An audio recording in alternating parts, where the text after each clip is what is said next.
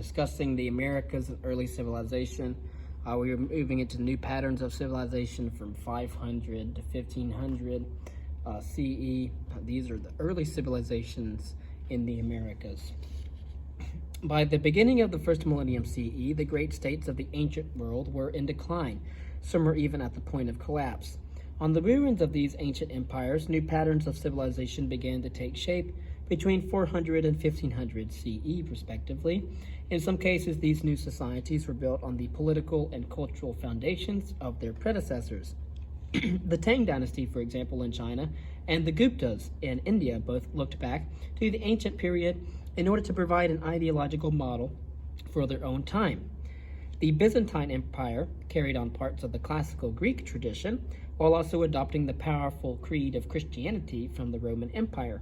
In other cases, the new states incorporated some elements of the former classical civilizations, while heading in markedly different directions, as in the Arabic states in the Middle East and in the new European civilization of the Middle Ages.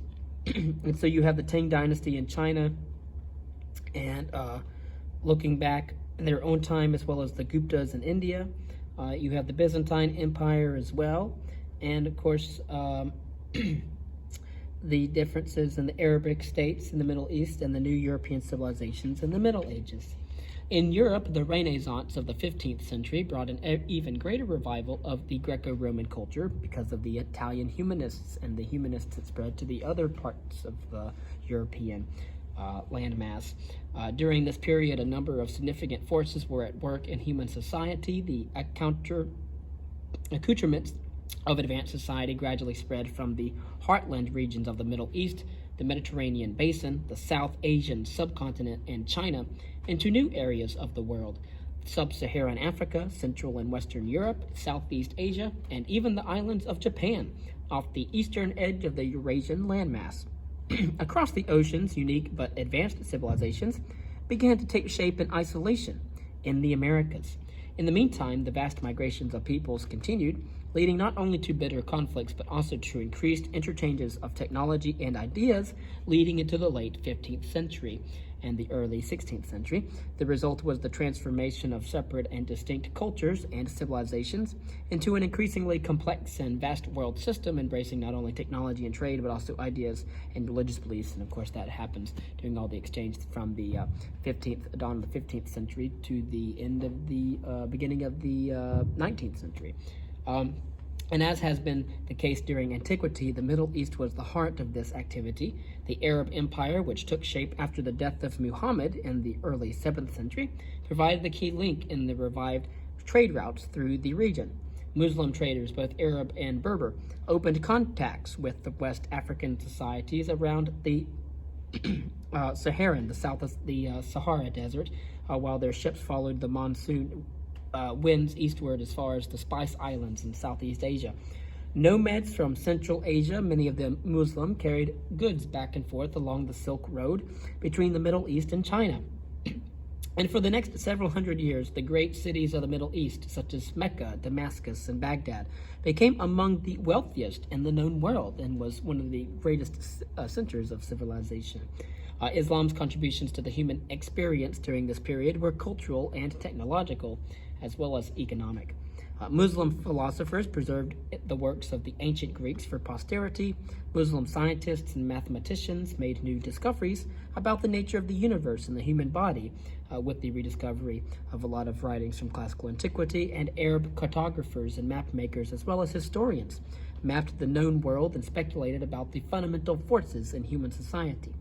But the Middle East was not the only or necessarily even the primary contributor to world trade and civilization during this period. While the Arab Empire became the linchpin of trade between the Mediterranean and Eastern, and as well as Southern Asia, a new center of primary importance in world trade was emerging in East Asia, focused on China. Of course, China had been a major participant in regional trade during the Han Dynasty, which we have just discussed, when its silks were already being transported to Rome via Central Asia. But its role had declined after the fall of the Han Dynasty, which we just covered, and now with the rise of the great Tang and Song dynasties, China eventually reemerged as a major commercial power in East Asia. trading by sea with Southeast Asia and Japan, and by land with nomadic peoples of Central Asia.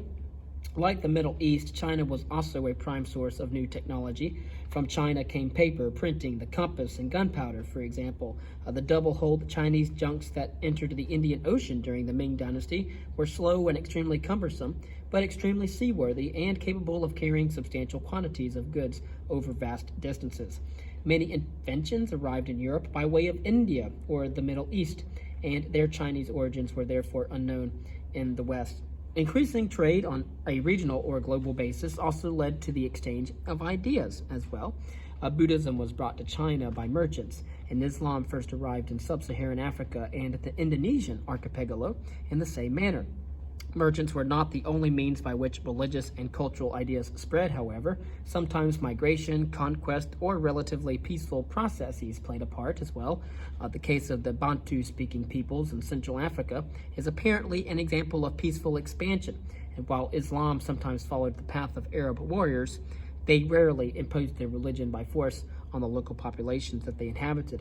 In some instances, as with the Mongols, the conquerors made no effort to convert others to their own religions. By contrast, Christian monks, motivated by missionary fervor, as being a proselytizing religion, they converted many of the peoples of Central and Eastern Europe.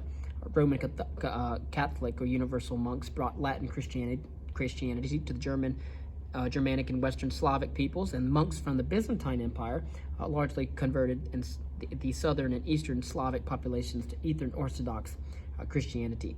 Another characteristic of the period between 500 and 1500, again 1,000 years, millennium, was the almost constant migration of nomadic and semi-nomadic peoples.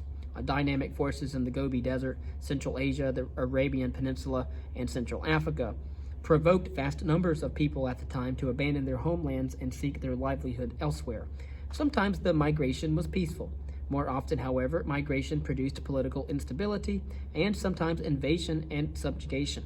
As has been the case during antiquity, the most active source of migrants was Central Asia.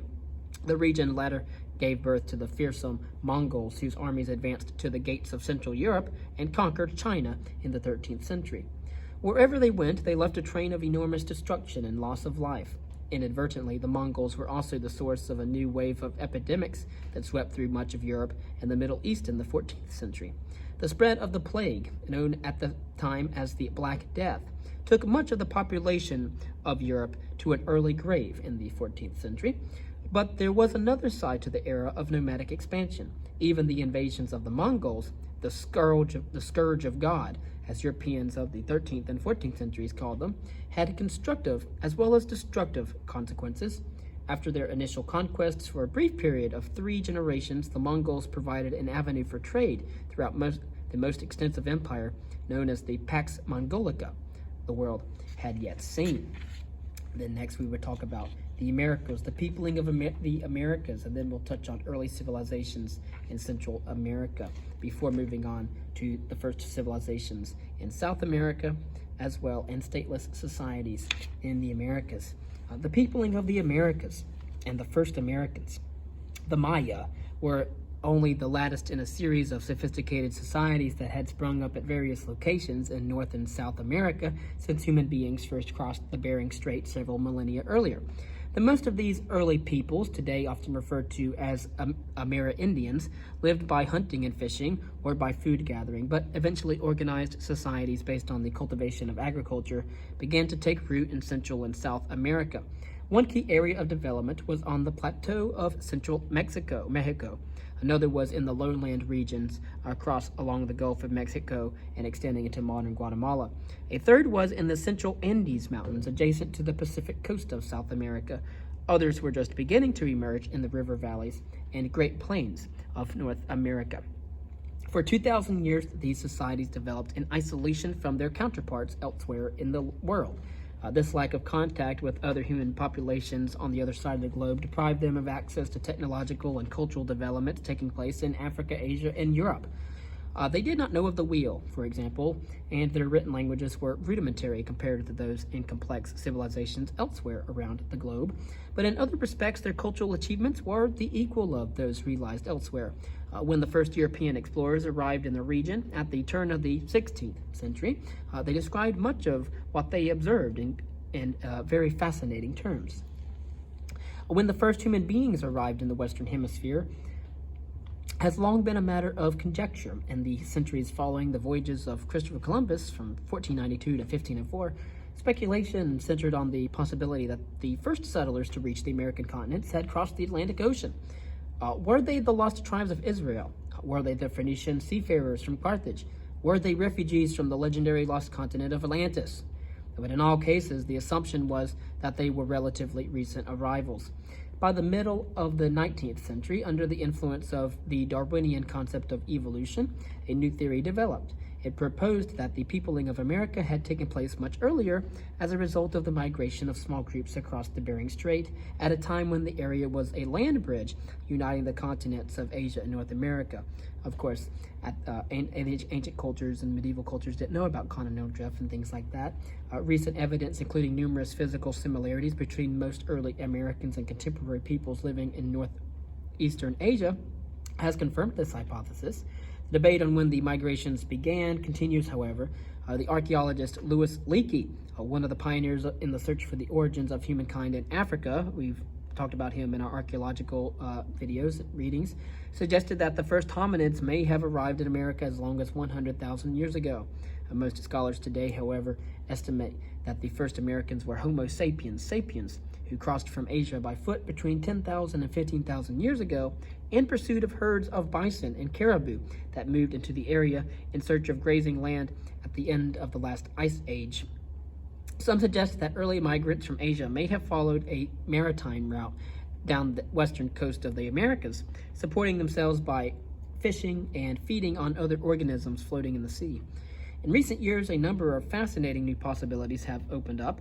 A site discovered at Cactus Hill in central Virginia shows signs of human habitation as long as 15,000 years ago. Other recent discoveries suggest that some early settlers may have originally come from Africa or from the South Pacific rather than Asia. And the question has not yet been answered definitively. Nevertheless, it is now generally accepted that human beings were living in the Americas at least 15,000 years ago, so probably around 13,000 BCE.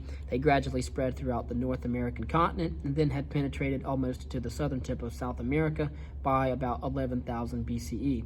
These first Americans were hunters and food gatherers who lived in small, tiny nomadic communities close to the sources of their food supply.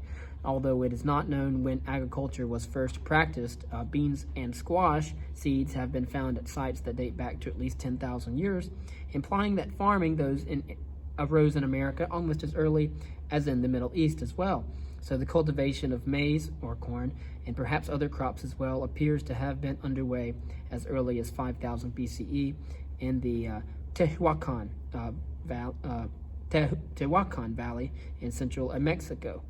Archaeologists have traced the ancestry of corn back to at least 9,000 years to a wild Mexican grass called teosinte. All through a lengthy process of experimentation, local farmers transformed that into a highly productive food crop that entered and enabled the rise of the first civilizations in the Americas. A similar process may have occurred in the lowland regions near the modern city of Veracruz and in the Yucatan Peninsula farther to the east. There in the region that archaeologists call Mesoamerica in the Yucatan Peninsula, one of the first civilizations in the Americas began to appear. And of course, we will first talk about the Olmecs, and before going to the Zapotecs, and then we'll talk about America's first metropolis. So we'll talk about the Olmecs in the next video, and then in the next we will talk about the Mayans and then move over from the Mayans to the Aztecs or the Mexica, and that'll end our talk on that, and then we'll move on to the first civilizations in South America.